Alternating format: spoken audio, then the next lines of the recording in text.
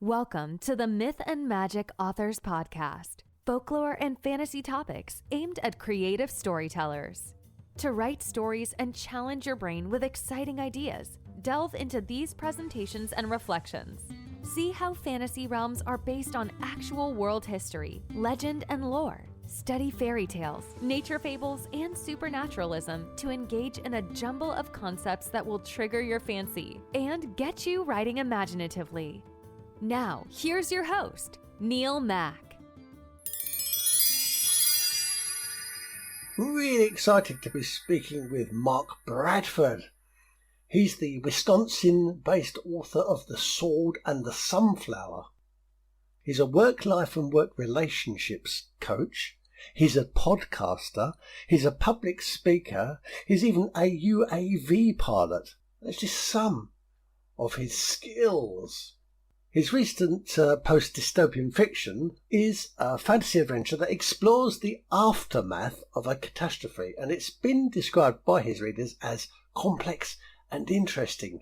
And that's how I describe the author Mark Bradford: complex and interesting. His descriptions are, of course, rich and highly vivid in detail, and Mark leaves nothing to chance. He's the kind of person who puts thought behind every word, every sentence, every paragraph, every book that he writes. And he's written a few.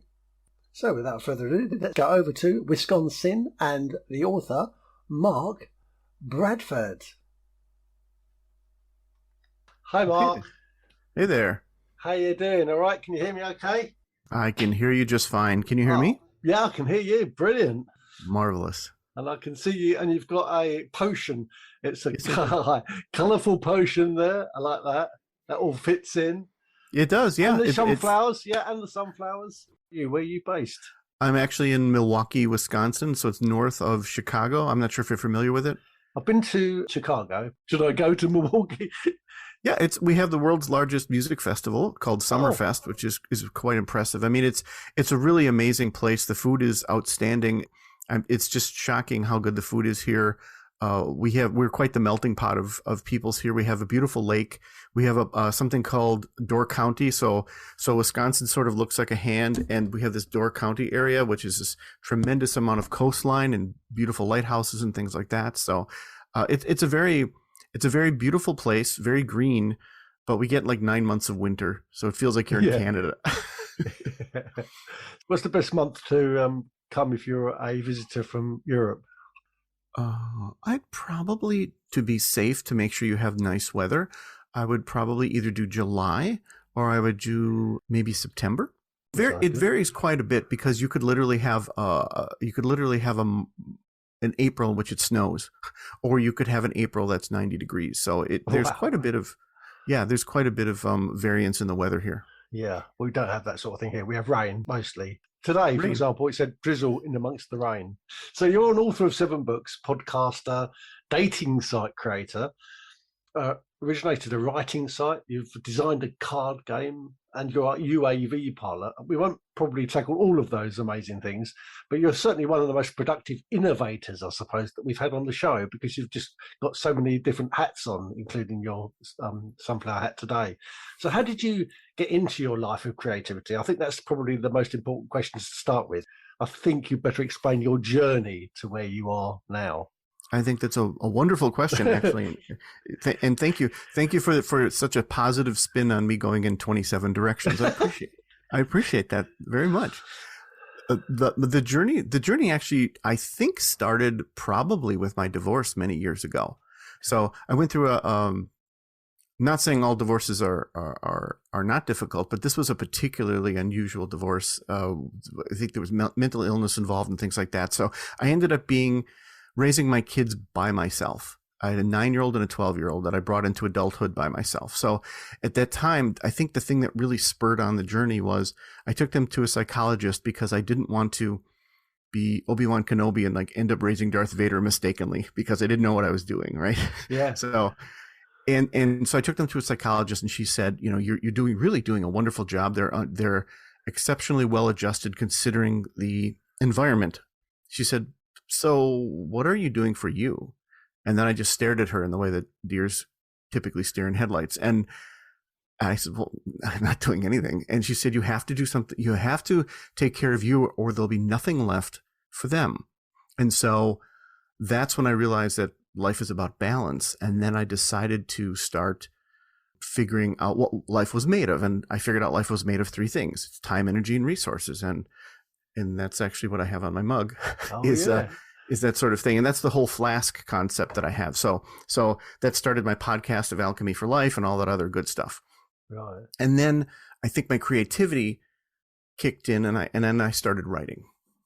Yeah. So were you a scientist before you were a parent then? I actually worked in technology. Technology. Technology, right. Yes, technology. So did you graduate? I actually did not. No. I went right into the workforce at 17 and never left it. And then years ago, I had started my own business, and that's what I did. Was I ended up just creating a small technology firm in technology consulting for small and medium businesses, doing all the stuff that people in IT and so forth do, including web development. I became what's called a full stack web developer, which you develop everything about a website. So I can build Amazons and Facebooks and eBays and things like that. So yeah, that's where I was. But the creative side of my brain really wanted its fair share. And I always had that sort of bumping into from one side to the other. And I really like that. Yeah, that's quite unusual because I'm lucky because I'm blessed with a son-in-law who's an engineer, and he has actually obviously mostly scientific brain, but he's able to think out a way to get around the problem. So there's the ingenuity. But normally, either people collect facts and they're really good at collecting facts and making spreadsheets and organizing data, or they have great ideas. It's very rare that you're actually able to combine the two. It sounds like you've meshed the two together in quite an extraordinary way. Well, thank you. I'd like to think so, and I think it's a wonderful marriage between the two halves of the brains, and they do fight. I mean, they do fight for control. Sometimes the creative part says, "Look, just leave me alone. I just want to be creative," and sometimes the logical part just sits there fizzing and simmering, going, "Oh yeah, this all lines up. Everything's perfect and perfection." So it's a fun thing. Yeah. Unfortunately for me, it's completely different in my world. So I'm unbelievably lucky, and I realise I'm lucky. Sometimes I've never really accepted that it's a superpower, but I'm lucky to have the amazing imagination. And I suppose there's downsides to having great imagination. I can see potential disadvantages and obstacles long before anybody else can. I've been employed in the past. They used to give it a different title, but basically I think I've been employed even before we had risk assessment. I was a risk assessor because I was the person who could say, hold a second, you don't want to do that because such and such will happen. So that was a potential disadvantage of having great imagination. I can see the bad side, but I have no ability whatsoever in planning and organisation. Everything that I do to do with collecting, well, I certainly can't collect facts. I'm useless at that, but anything to do with organisation is really, really hard. It's like getting blood out of a stone for me. But you clearly are able to do both, not in a competent way, but you actually been able to move from one side to another. Am I right? Yes, and I have to say, that's well said. I completely agree with what you said about the imagination. The plus side is you have the ability to see the potential, but you also have the ability to see the horrible potential at the same time. In fact, I did a podcast on that scary, scary word potential because it could mean so much. And for people who do have good imaginations, we don't talk a lot about how frightening we can imagine things being, because we can, but we just talk about the imaginative things and the interesting things, and just, it's such an interesting thing that risk assessment and imagination go hand in hand. And I'd never even heard anyone articulate that the way you did.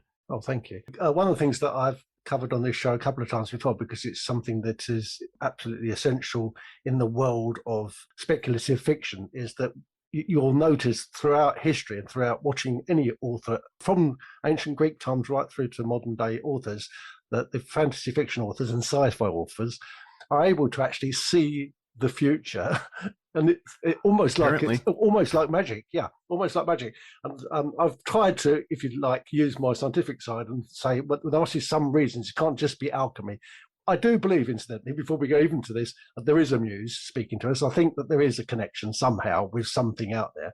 But, there's also a scientific side, and that is because we're thinking through, say, for example, a plot or a character, and we can see all of the ways it might develop. And then on top of that, we have the ability to see the potential pitfalls, like we were just talking about, the potentiality of events. Right. That's what brings somebody like Arthur C. Clarke to invent things like the satellite net and those sort of things. That's how I think it looks like from the outside. We can see the future. I mean, we've got in our country, Boris Johnson's father, Stanley Johnson. He didn't write a particularly good book, but he was an author to start with. But a long time ago, at least 20 years ago, he wrote a book about a global pandemic, which starts in Wuhan. So a perfect example of what I'm talking about. Mm-hmm. So you mentioned a couple things that are really important. First of all, the muse talking. Yeah. I am fascinated by creativity, and a lot of what I do I try to help creatives to continue to be creative and not ignore that. And the way that my Sword in the Sunflower series started was so bizarre. It was such an unusual origin story. I'd written 4 nonfictions before that. So I was all about hierarchical writing and keeping ideas and, is this a sub-idea of this? How should this be organized? How do I best say this concisely and so forth? And then I took a walk in a cemetery to market them because I kept being told, you just, market. And when you tell someone who likes writing to stop writing, it's an odd thing. So, but I took a walk. It's a cemetery near my house. It's like a park with dead people. I like it. And so I walked in the cemetery and my mind was unusually clear. And then I heard the voices. And I know I usually say at this point, that's where you hang up. But the voices was a conversation. It was between 2 people that I had later learned were the main characters in the book. And I thought, okay, go on. I'm listening. And so I kind of played it out in my head. And I was so fascinated by it. I knew it was the end of a story. And I thought, man, I really want to see that movie. And then I was sad because I thought, well, I'm never going to see that movie. And then I realized, unless I write it. Yeah. And then I started to compose a poem. So I ran home, sat down, wrote a poem, looked at it and thought, what the hell did I just do? And I looked at it and I thought, that's the outline of a book. Yeah. So that became the outline of The Sword and the Sunflower. So then I went and sat down and wrote The Sword and the Sunflower, which has a very satisfying end to it. But I realized I was only halfway through the poem. So I thought, well, we're not done, Mark. So then I wrote the sequel to it, which continues where it leaves off to make a duet. And so there was that. And then the other thing you mentioned was speculative fiction. And I realized I'm apparently a speculative fiction author now because The Sword and the Sunflower takes place 1,000 years from now after some catastrophic things happen now. And so people were asking, well, what happened during those thousands of years and so forth? So I had to go and write Upside Down. And so Upside Down actually details what had happened. And you were talking about how things get predicted. 2 more things came true that I talked about in the book just last week. So it was really bizarre. And I'm not saying everything was like 100% lined up, but I talked about a catastrophic event that had happened around now, reducing the population and so forth.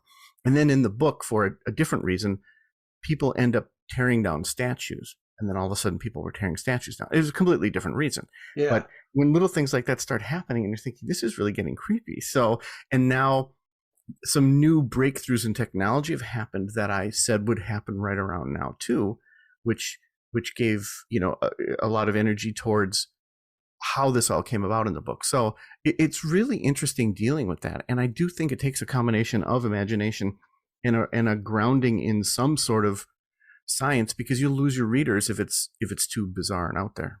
It has to be founded in some sort of reality. I'm so pleased that you said about walking in the cemetery, because you saw me smile when you said that. Well, for a start, I picked up that The Sword and the Sunflower is a little bit about being at life's crossroads. And in Myth and Magic episode 51, and I've talked about this as well on other shows, there's a goddess known as Hecate, which is Hecate. And she was the Greek goddess of magic and spells. But most importantly, and this is very important for anybody who's involved in fiction writing, especially fantasy fiction, she was the goddess of liminal space, the place between life and death, or between where this world and the other world. And she's, in Greek mythology and Roman mythology, she is the goddess of the cemetery and the graveyard. Now, the interesting thing about her, almost the key to understanding liminality as well as understanding fantasy fiction, is that she was triple-bodied. She could never look backwards. She can only look forwards or to either side. So in her crossroads, there was never a going back. There was only a moving forward or moving left to right. Have you come across her before? No. You've educated me, and I think that's fascinating. But anyway, it seems that you were in a liminal space at that time when you went for your cemetery walk, because a cemetery is a physical liminal space. There are also non-physical liminal spaces that we all at times experience. So, for example, a woman on her wedding night, she's just about to get married in the morning. That night before, she's not anymore her parents' child. She's on that space in between the two. Or we have that feeling when we first go into a new workplace, or maybe it's our first day at school. We don't belong to that school, but we don't belong to what was before. We're in the liminal space. And I think that you must have inhabited a liminal space at that moment. That's when you were in this walk, which you like going to. And that's how you get in that connection between the two worlds. Wow. I think you're absolutely right. First of all, I've never ever thought about the non-physical liminal space. Liminal spaces are fascinating to me. They're so creepy. Yeah. Like a mall with no people in it. Exactly. People always say to me, if I'm not very religious, so explain that to somebody who's not religious. I said, well, imagine amusement arcades at night when there's nobody about. That is a liminal space. Yeah. Things just don't look right. There's just an odd feeling, or something that I had envisioned a long time ago that I never wrote a story about. But just very quickly, is that if aliens were trying to, let's say, trap us, but they knew nothing about a reality, you'd be driving along the road, dark night, abandoned road, and there's a crib with a baby in it. Yeah. Just by itself. And you just look at it and you're like, what? And because the aliens are like, well, they value that, so let's put that there. But our brain would go, the baby looks happy, it's dark, that sort of thing. But I never really thought about non-physical liminal. That's fascinating. And you're right. I mean, by all of your definition, that's exactly where I was, if you will, when that happened. I was between writing. I said, I'm not writing right now, and I'm just thinking, and there's nothing in my head. And then suddenly I get the conversation and things. It was just such a bizarre and wonderful thing. In fact, it was so bizarre, unique, and wonderful that I was terrified in writing the second book, because I thought, I can't do this again. This is lightning in a bottle. This is a once in a lifetime. And when I got to the second chapter, I was just humming along going, oh, I guess I'm back. I guess this is where I belong. And I'm telling the story that needs to be told. I wanted to just also cover something that you said about poetry. Why did you want to write a poem? Had you written poetry before? Was that part of your process to understand yourself better? Had you been a poet? Okay, so by anyone's measure of it, no, I don't write poetry. So, right, I mean, I'm just a guy who had written a couple poems once in a while. A long time ago when I was married, I did write a couple for my wife, just for fun on anniversaries and things like that. Yeah. They were meant to be sort of almost humorous, but true. I had never really written any real poetry. So no, this was bizarre. And it came through as sort of a medieval, the whole quatrain thing, the medieval poetry, that sort of a sing-song, the dun-dun-dun-dun-dun-dun kind of thing.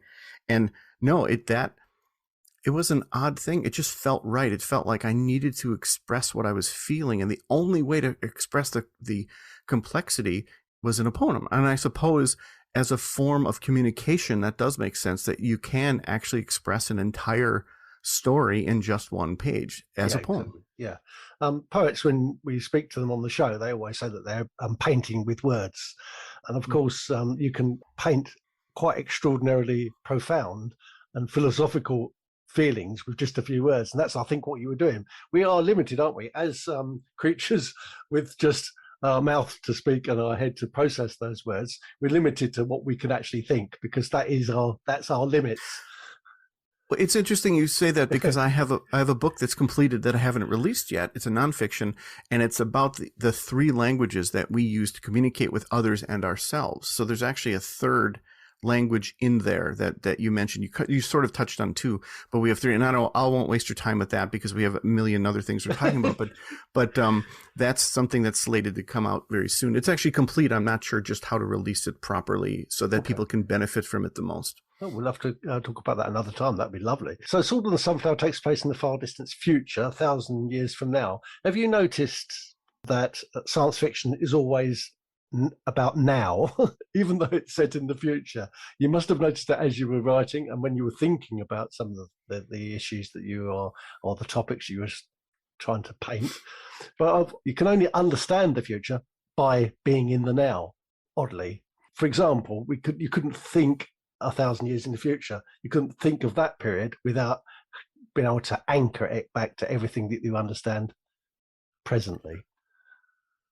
Well, right. Well, exactly. That's one of the huge challenges of writing fiction, especially when you have to do world building. I mean, first of all, you don't want to bore your audience by, taking the first 3 chapters to say, well, this is how things work here. No. Yeah. I'm always, for me, it's very particular about how I describe things only when people need to know. Yeah. I mean, you don't need to know how tall somebody, Mary was a girl who was light brown hair. Who cares? She's running from someone shooting at her right now. We need to know that her heels are falling off. She's wearing high heels. Okay. Because that was important in the story. But when it comes to world building, no matter how bizarre the thing is that you're writing about, you have to ground it in something that your audience can understand. They have to relate to it, just like they have to relate to the main character, or they don't give a crap about what happens to them. The relatability thing makes sense when you're talking about human emotion and human experience. And of course, we are writing for other humans, so we want them to relate to it in that way. But I think it's even more extreme than that. You have to actually make it relatable as a world human being understands. Right. And we tend to be arrogant as humans because we think we're the only race so far that's been out there, and that could be, depending on the age of the universe, it's pretty young. So we tend to think that aliens, one of the many tropes is that aliens get, human emotions and it screws them all up and it changes the whole story and things like that. But that's another way to help the audience sort of relate to something that might be very, very alien by sort of forcing it to be a little bit human. But you're right on that. So I think it's a challenge. It's definitely a burden that has to be dealt with properly if you're writing fiction, and speculative fiction has to make sense and hopefully ages well, so in my story, it's sort of a medieval society that's finally stabilized after all of those years. There are some dark times and things like that, but I don't dwell on that. It's sort of a post-dystopian almost thing, but there's the presence of evil entities that sort of really changed society and explains a lot about why society has been sort of limited and so forth. And I really, really, really get into that in Upside Down, where I explain everything. But I like things to be hinted at. One of the things I was afraid of in writing was that, how do I say this properly? That I didn't want to insult the reader. I saw so much fiction out there in which not only do they take the reader by the hand, but they just tell them everything. They dumb it down. And it just ruins it. Just like movie trailers these days basically give away most of the movie. They ruin so much. And I didn't want to do that. So, in fact, it was hard for me to write the summary of the book because I didn't want to give anything away. And I feel validated because a lot of the people who are reviewing the books, a lot of the bookstagrammers and things, they're saying the same thing. Like, they're dying to tell people stuff that they found, but they don't want to ruin it. And I thought, okay, now you know how I feel. Yeah. That's a really good compliment there. Yeah, yes. I like the idea of in the space nobody can hear you scream. Nobody ever spoke about that. What happened in the Alien? When you came out of the cinema after seeing it the first time, you think, I'll keep that to myself. What actually happens? Right. It's such an unspoken. It's such a great thing to do that. It's so few and far between these days to have a surprise in a movie. I mean, there are literally movie review channels that are constantly having leaks where the thumbnail itself gives something away, and it's so frustrating to me when I come, because I like with the Marvel movies. I was a big fanboy of the Marvel movies, so I said once that Marvel could come out with a trailer for like their latest movie and it'd just be the black screen for 15 seconds with music, and I'd go see the movie because I wanted to see what happened next. Yeah. So what can you tell us about The Sword and the Sunflower then without Yes, so thank you. So basically, it follows, as I say on the cover, 3 travelers. So it's a grieving father who has lost his daughter. There's a horrific response to that, and basically, he's an assassin. He's an assassin on the run.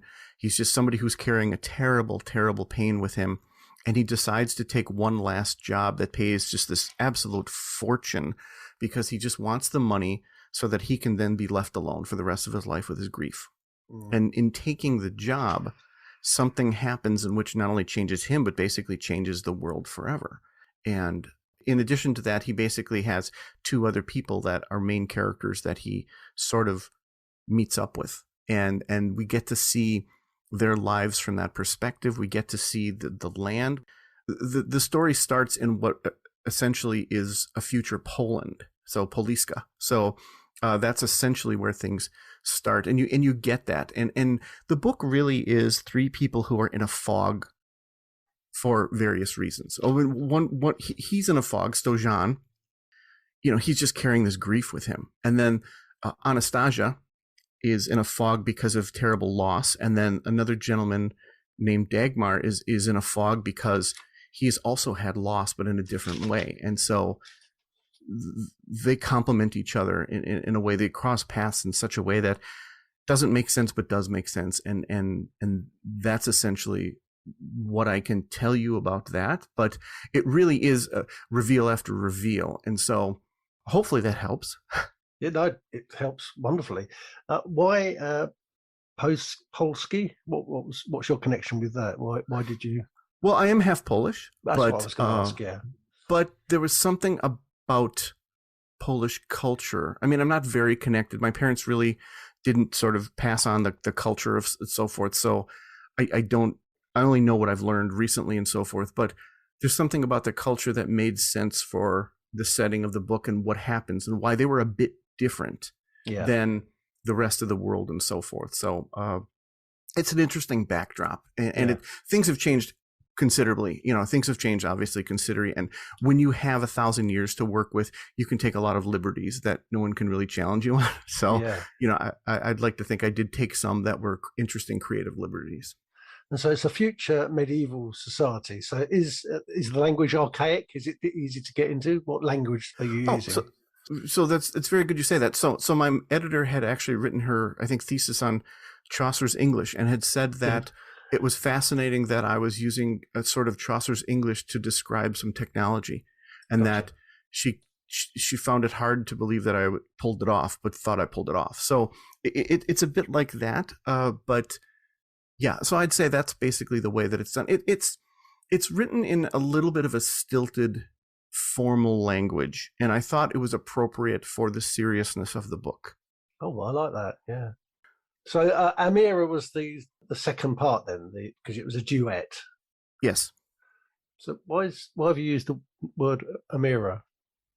So Amira, well, without giving anything away, I guess I can't really tell you. Well, let's just say it's the name of a country 1,000 years from now, or at least it's the name of what. And I'm sure you can figure that out in about 7 seconds. So it's essentially what it's come to. I didn't realize it was also a girl's name, so I'd heard a lot of comments on that. So well, and so why is it a duet then? I suppose you're saying that it did become a 3-book series, so we'll discuss the third part in a second. Why was it a duet? Yeah, I know you said about there was 2 parts of the poem. So when I wrote The Sword and the Sunflower, I mean, I think it's 410 pages, and I was concerned, and my editor kept telling me, it's as long as it needs to be. And having never written an epic novel, I didn't really know what was proper, what was concise, what wasn't, but I had a lot to talk about. And I have a lot of data coming in, sensing and sound and feeling and smells and all that. I have a tremendously annoying, accurate sense of smell. And I wanted the reader to experience that, just like I hold dialogue in the highest regard. I think dialogue can make or break. I think you can have 2 people sitting at a park bench talking the entire book, and it can be fascinating. Just like you can have action-packed book that no one can relate to because nobody's talking about it. They don't care. Mm-hmm. And so when I write dialogue, I want to make sure that it feels real and it feels right. And even like now, where when someone speaks, they interrupt themselves, and you see them looking at their hands, looking away, considering. Someone takes that as a way to look in. They can see the emotional changes on their faces, things register. All that stuff needed to be in there. I guess I'm telling you all that because when I finished the book, And I realized I was only halfway through. I thought, well, I'm not going to write an 800-page book. So it had a satisfying end, but I knew that I was only halfway through the poem. And I thought, well, I better finish this. I need to do this. So then I wrote the second. And I didn't realize that it's called a duet. I never even thought of a 2-book series. So I knew trilogies and things like that. Yeah, I like it. I love the idea that the first book is a piece of work that is completely self-sufficient. Did it have a cliffhanger at the end? You don't need to tell me, but is there a reason why you would want to spring into Amira? Yes, I think it's very important for someone to be motivated to go to the next chapter. There has to be a reason the chapter ends, and there has to be a reason to someone flip that page.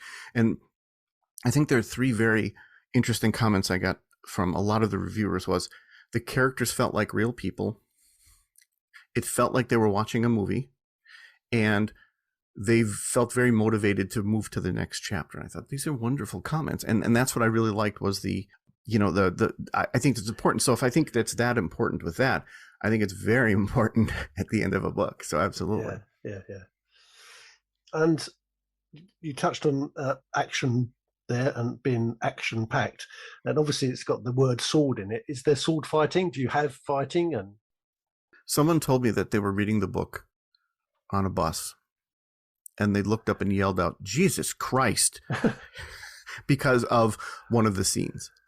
So yes, it has action where appropriate. Absolutely. It definitely has action where it's appropriate, so that you respect the action, and you it's not just, people constantly killing each other and things like that. You really, really respect that. And it goes towards the character arcs. You actually see someone who gets into combat and had never done it before, who's literally physically ill from it, which I think a lot of people would be, and then turns into a consummate artist when it comes to fighting with swords. Yeah, I'm pleased to hear that.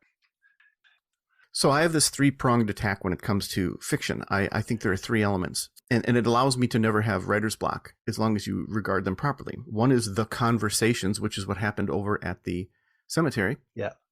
People are going to talk. The people in your stories are going to have a conversation. There's the foundation, which is known as the outline, and that's sort of your guide that says this is what's supposed to happen in a big way. And then there is what I call my reality engine, trademark. It is we all have these engines. So if I tell you 2 people do this, you'd say, well, he'd probably do this, he'd probably do that. You get that. Just like when we know people, we know their personality so well, we could basically create like a hologram of them and say, well, she'd probably not react very well to that. This is what would happen there. I had something bizarre happen in The Sword and the Sunflower, in which one of the main characters experienced something that was tremendously, it was an ordeal that he had to go through. He voluntarily went through it. It was such an ordeal that when he was done with it, he realized they were going to do that to someone very special to him, and he wouldn't put up with it. So he abruptly said, we're leaving. Okay. That wasn't the plan. Right. As the author, that wasn't the plan. So I literally had to say, oh boy, this isn't going to happen now. It can't happen. The character won't allow it, because you have to respect the characters and how they would deal with the reality you throw at them. Yeah. And what I think one of the worst things that happens in stories is when they have these plot twists and they change the character so that they can move the plot along. Yeah, no, and then they ruin the character. And my characters stay true to the way that they would work, even if it's inconvenient for me as the author. Yeah. I always imagine that my characters are a set of people who I don't know, but they've come into the audition and they're sitting outside in the waiting room. And I peek my head around the door and I look at them and I think, oh, there's Al Pacino. I like the look of him. Oh, yeah, there's Winona Ryder. Yeah, I wouldn't mind using her. But I still don't know how they're going to actually react to my script. When I give them my script and they read through it, and then we do a read through, they might actually see that character in a different way that I have. And then when they embody that character and then take that character on into my story, I realize then that, I hadn't actually fleshed it out the way that I had imagined, because it's being now embodied by some other entity. I think that's very perceptive. I think that's very It's very giving in a way too, because so many people, and it's especially beginning writers and so forth, one of the things that they get so focused on their character, especially when people start to do the Gary Stews and the Mary Sues, if you know what I mean, and they write themselves into their stories. They're so focused on how things should be, and everyone likes them and this, that they don't realize that's not how real life works, and that they should allow the characters to breathe. And I fell in love with the characters on my book. Absolutely. Beyond a shadow of a doubt. It was what I thought about when I fell asleep, is what I thought about when I first woke up in the morning. It's these people that didn't exist. And that sounds crazy, but it just was such an amazing thing, because I'd like to think I presented these people with love to the people who read it. That's nice. I think it's extremely important. What about the antagonist? So I guess without any sort of arrogance or hyperbole, I would say they're probably the most interesting villains that you have ever come across. Oh, lovely. And they're villains that make sense, especially when you get back to the prequel and you really get to understand how this all happened. And they come in various flavors too. It's a bizarre thing when you can relate to the villain. And I think that's I think what I've done in here is that you can actually say, well, I get that. And I kind of go back to Marvel with Thanos. Thanos did nothing wrong. So, but in which you get why he's motivated. You get that he thinks he's the only person who has the strength of will to carry out this thing. His plan is flawed and it's terrible and horrible. But you get that he doesn't mean to be evil. He means to do something he thinks is a good thing. I'm not saying these villains are that way in any way, shape, or form. There's a tremendous amount of selfishness involved in these villains, but I think you can say, oh, I get that. I get that about them. I understand how they would react. They're not just the aha, and they grab their little mustache and say, ho, ho, ho. They're actually people that have a lot of depth. Dastardly, yeah. Exactly. Yeah, you and I should collaborate on a book called Love Your Antagonist. One criticism I've often have is this Dark Lord thing, that a person is a thing, an entity, is just evil. It can't be true. I like the idea of Frank L. Baum of Wizard of Oz, which is the baddie, and yet he's actually quite a pathetic, he is the most pathetic character you can imagine. But he's the dark evil one, Exactly. And I found in a mirror, so the Sword and the Sunflower is this coming out of a fog sort of thing and getting to understand the world. And Amir is more of an exploratory thing. And now that you're starting to understand and you start to get to know who you are and your destiny, you get to really explore quite a bit. And I explore the villains quite a bit in there, in that I actually found one of them endearing. I found one of them actually endearing, and hopefully the audience does too. And they've actually commented on that. So I think there's just a lot to explore when you want to give depth to everything in there and just try to. It's a bizarre thing to treat something so fantastical as real. And I think anyone who thinks about fiction is constantly doing that. Like, well, what if we really did contact aliens? How would that really play out? Exactly. They wouldn't just land out of nowhere. They would have considered quite a bit more and all this other stuff. So I think it's just fascinating to do that. Yeah. So the third part, I suppose, is this explanation. So what's that called again? It's called Upside Down. So why is it called that? Because, and I touch on this in the book, that basically when all the catastrophe happened, the world was turned upside down in a number of ways. Yeah. And so that's what Upside Down is all about. So essentially I'm telling the 1,000-year history of the saints. And so the saints are the bad guys. And so I had a single book to talk about 1,000 years. And I thought, well, I'm not going to make this some sort of history lesson. So I started to write it, and I realized what really needed to happen were vignettes, small vignettes of very personal occurrences in people's lives as the years went on, so that you could see the progression and you could see what had actually happened through 1,000 years. And answering questions and so forth. So I desperately hope people don't read that one first. I hope they do go back to that one after. So that's not a set of parables then. It's not a set of enigmatic tales. It's a presentation of parts of lives, I suppose. Is that right? Yeah, I would agree with that. It just seemed to me to be the only way to truly tell an intimate story that occurs over 1,000 years, so that you can see the change and the changes as they occur. Stuff like that, actually, the passage of time like that sort of creeps me out in a way. Like I don't know why, but it it bothers me. So we don't normally cover non-fiction on the show, but I was intrigued by your title that you wrote in the past, Oneself, Have Faith in Yourself. And I would like to just discuss the idea of physical dimension and a non-physical dimension, because I think it's part of the myth and magic experience. Would you tell us more about that? Or Sure. I'll give you a summary, and you can give me a thumbs up or have the lions. You can release the lions, whatever you'd like to do. It's fine with me. So Oneself is basically a book about religion, spirituality, or lack thereof. Okay. It's essentially about the concept of a low self, a high self, and together a one self. And that's what I called it. And it is essentially something that sort of occurred to me, I think literally when I was 18 years old. Oh, right. And it's just something I had kept to myself privately as I sort of explored. And everyone explores their spirituality and things like that. And I thought, well, that makes sense. Well, that makes sense. Okay. And the book is written sort of tongue in cheek because the whole concept of faith is that if you can prove it, it's not faith. Yeah.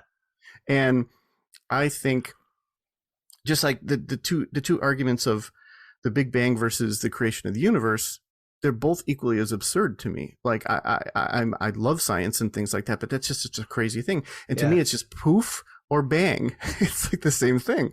And so I think it's amazing and arrogant to say, well, this is what I believe and you should too. Yeah. I mean, that's where I am in that. And so the book is read with like, well, this is what I think is kind of a cool thing of what happened, but I could be completely wrong and I'm an idiot. So that's sort of the lighthearted way the book was written. Why did you want to write a book and then let other people read it? What was the point of writing that for an audience? Oh, that particular book? Yeah. So I originally sat down to write Alchemy for Life, which was all about the whole life is made of time, energy, and resources and all that blah, blah, blah nonsense. Yeah. It wouldn't come out. So it was caught in the bottom of the ketchup bottle. And so intellectually, I was shaking this bottle. And then the first book came out, The Status Game. And then the next book, The Status Game 2 came out. And then this one came out. This one was just waiting. It was like, Mark, you need to tell people about this. So I did. And so, and I thought I'd lose all my friends and no one cared. So like no one cared about that particular. It's a very non-offensive book, I'd like to think. I have had a lot of people contact me and talk to me about it and ask me questions, which is really fun. Yeah. But I think anything like that, I think as human beings, engaging in philosophical discussions is one of the highest forms of things we can do. And I think it's a wonderful thing. Yeah, we're lucky that we can do it. Mm-hmm. Especially, I don't just mean because we have the intellectual capacity to think and speak in philosophical ways, but also because I'm pretty sure there's enough regimes around the world would like to stamp that out. We're lucky you and I can do that now together over the air because, we could be both belong to a different regime. We wouldn't be allowed to talk like this. Absolutely. Scary. Absolutely. It's very scary. I mean, we could touch on, Elon Musk buying Twitter at this time and so forth and all that stuff. But, exactly. I think it's a wonderful freedom, and freedoms should be carefully guarded like that, where we should have the ability to just speak and have an intelligent discussion and have discourse in a way that is friendly and kind and so forth, and just respecting the intellect of the other person. So I suppose we better talk about alchemy then. I think authors, like everybody else, want to try to find success. So I suppose you better explain Alchemy for Life and your formulas for success. It might be something that listeners out there will say, actually, I wouldn't mind testing that or trying it out. Sure. So I established this podcast based on it and the coaching system, which I had written from scratch because I do web development and I'm crazy. And so basically I figured out that life is made of three things: time, energy, and resources. Yeah. Everything you do involves at least two of those. And there's nothing that you do where it doesn't work that way, and I would happily arm wrestle someone for that. But in some cases you receive energy, and in some cases you expend energy, because the same experience can be different for two people. Like if you're if you have to go and drive your kids to sports and watch them play, it could be horribly painful, and you try to read a book or something else, or you'd be very involved in that and you're very sports-like and you get all this energy from that because you love being involved. And that's how it works. We tend to forget that energy is more than just physical energy. I had helped someone with coaching who wanted to play the piano, but she had no time for it. So she had taken her kids to all these sporting events, and I had said, you should ask your daughter if she wants you there. And so her daughter actually said, no, I don't want you there because I see you sitting in the stands and then I'm distracted and it makes me feel bad. So she gained 3 hours in her week by dropping her kids off and picking them back up. I said, well, now that we have all this extra time in your schedule, we need to get you the lessons. She's like, oh, I already know how to play the piano. I'm like, okay. And I'm like, well, then what about a piano? She said, I have one in my living room. And the problem was her energy. And it's just like when people want to write a book, they get home and they're like, well, I have 6 hours, but they don't feel like it because their job drained all their energy out of them. Yeah. So you can't get them to write a book unless you make some changes in their job or their diets and things like that. So it's all intertwined. So that's what that's about. Oh, I like it. I've tested it quite a bit when it comes to not only with other people, but with myself, and thinking and coming up with interesting, clever ways of, I guess, cheating.